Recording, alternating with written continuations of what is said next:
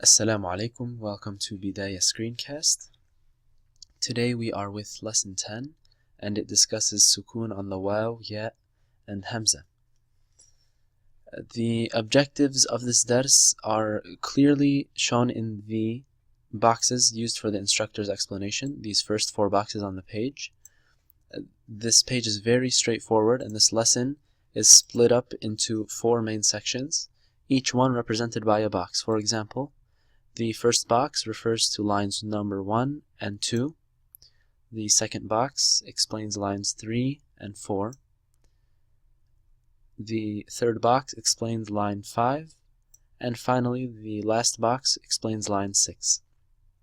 Each line introduces a new concept, and it's very important that this lesson is not taught all at once or in a hurry, because it contains several concepts. Although it's all revolving around Sukoon, each 2 lines should be taken at a time. So in other words, we should split this into 3 sections: lines 1 and 2, lines 3 and 4, and lines 5 and 6, inshallah.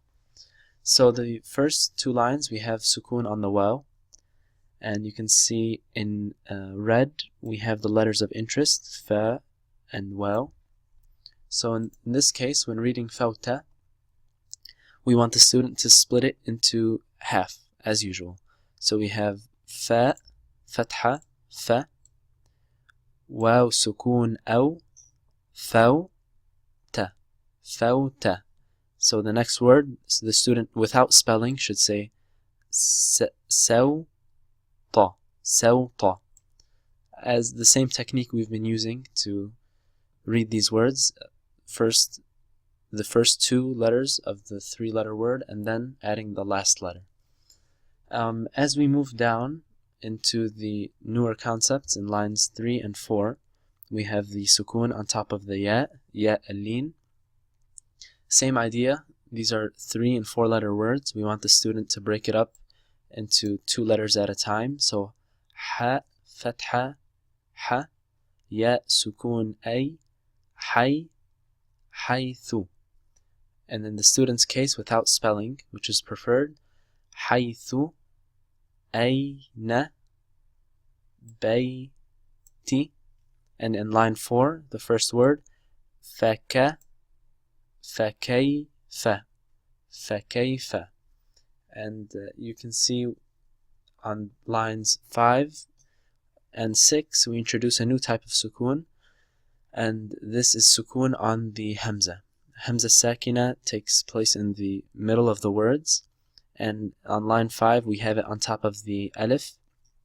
For example, Ta, Sa, and then line 6, Nu, Mina. We are splitting it in half, as usual. Something to take note of: on line 6 we have the Hamzah Sakina, Hamzah with Sukoon on top of the Waw, and we added a small X. You can see here the small X on the Waw, so we can make it clear to the student that the Waw is not pronounced whatsoever. It just serves as a seat, if you will, for the Hamzah. So we can explain this to the student. If they are older, we can explain the origin of this rule, or for younger students, we can just have them memorize the rule to ignore the Waw with Hamzah on top and just pronounce the Hamzah with Sukoon. Also, don't forget to take note, at the bottom of this page we have the guides and tips for the instructor, just to ensure that the instructor is meeting all the objectives of the lesson and all forms of Sukoon on different letters.